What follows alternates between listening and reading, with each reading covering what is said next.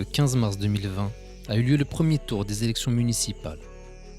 30 125 communes ont élu leur conseil municipal dès le premier tour. Et quelques 4 800 restantes auront besoin de revenir aux urnes pour un second tour.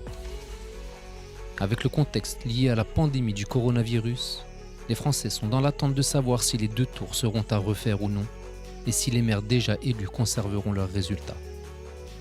Quoi qu'il en soit, il est intéressant d'analyser les résultats du premier tour sur la commune de Sevran, qui n'a pas élu son maire au premier tour du scrutin. La population de la ville de Sevran s'élève officiellement à 50 629 habitants, dont 22 446 sont inscrits sur les listes électorales. Sevran, comme l'ensemble du territoire national, a connu un taux de participation très faible lors de ces élections. Seuls 28% des votants se sont déplacés aux urnes. Cette augmentation du pourcentage d'abstention est la conséquence de l'annonce faite la veille par le Premier ministre concernant les mesures sanitaires prises pour lutter contre la propagation du Covid-19.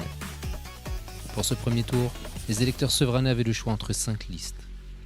4 listes dites citoyennes, affiliées à aucun parti politique, et une regroupant presque tous les partis politiques officiels présents sur Sevran, à savoir Europe Écologie Les Verts, le Parti Socialiste, le Front de Gauche, la France Insoumise, le Parti communiste français, Génération, Sevran Écologie et le Parti radical de gauche, une vraie armada politique. Voici les résultats par ordre de liste. La liste Aimé Sevran, menée par M. Philippe Geffroy, a obtenu un score de 29,6%. La liste Le Rassemblement Sevranais, menée par Monji Boubaker, un score de 2,8%. La liste Vers une nouvelle dynamique, menée par Arnaud Libert, 12,4%.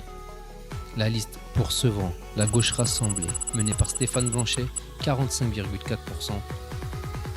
Et la liste Le Renouveau à portée de main, menée par Sullivan Juice, a obtenu 9,8% du suffrage. Si de prime abord, les choses pourraient nous faire croire à une large victoire de la liste des partis politiques, il est intéressant de calculer le score fait par les listes citoyennes. Si l'on ajoute les 29,6% de la liste Aimé Sevran aux 2,8% du Rassemblement Sevranais, plus les 12,4% de la liste Vers une nouvelle dynamique avec les 9,8% du Renouveau à portée de main, nous obtenons un score de 54,6%. Cela veut dire que 54,6% des votants sevranais ne veulent plus des partis politiques traditionnels sur la ville de Sevran et souhaitent tourner la page d'une gestion très controversée pendant de nombreuses années. 2675 personnes ont voté pour la liste conduite par Stéphane Blanchet. Rappelons qu'en 2014, Clémentine Autain, arrivée deuxième au premier tour, avait à elle seule obtenu 2612 votes, soit presque l'équivalent. Stéphane Gatignon, premier à l'issue du premier tour, avait quant à lui obtenu 4501 voix. Les deux listes additionnées, cela fait un total de 6713 voix, soit plus de 67%. En 2020, ces deux groupes se sont réunis après s'être affrontés de manière virulente pendant 6 années. Ensemble, avec les forces des autres partis s'étant joints à eux, ils n'ont pas réussi à se faire élire au premier tour des élections.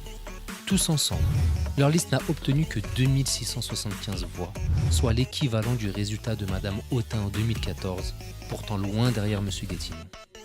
En rationnant ce score à l'ensemble des inscrits sur la ville, la liste de Stéphane Blanchet obtient un pourcentage de 11,9%. Le Covid pourrait en partie expliquer ce nombre de voix très faible, mais il ne peut cependant pas masquer la déroute subie par cette machine politique pourtant dans le circuit depuis des décennies. En 2014, une seule liste citoyenne était présente sur l'échiquier politique sevranais, celle menée par Saïd Ferra, qui avait obtenu un score de 7,79%.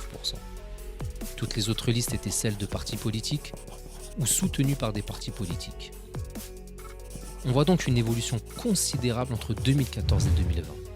En 6 ans, la volonté de voir une liste citoyenne affranchie des partis politiques est passée de 7,79% à 54,6%, soit une augmentation de 46,81%.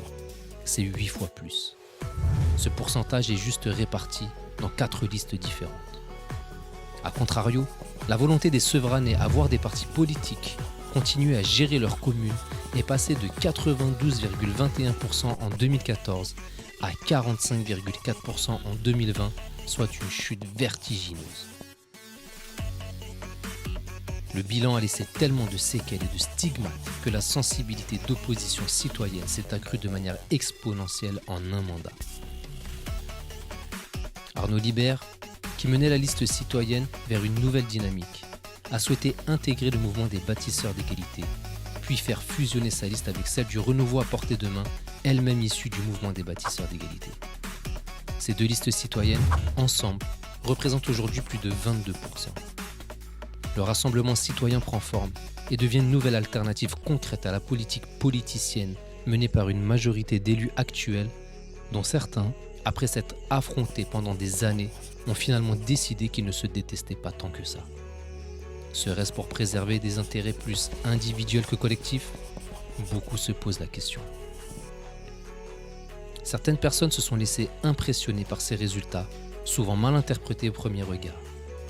Certains ont même cru que Stéphane Blanchet avait été élu maire de la ville, sentiment renforcé lorsque ce dernier a affiché sur les panneaux de la ville et sur les réseaux sociaux le message suivant. Stéphane Blanchet, 45,4%, merci. Souhaitait-il faire passer un message subliminal avec cette affiche ?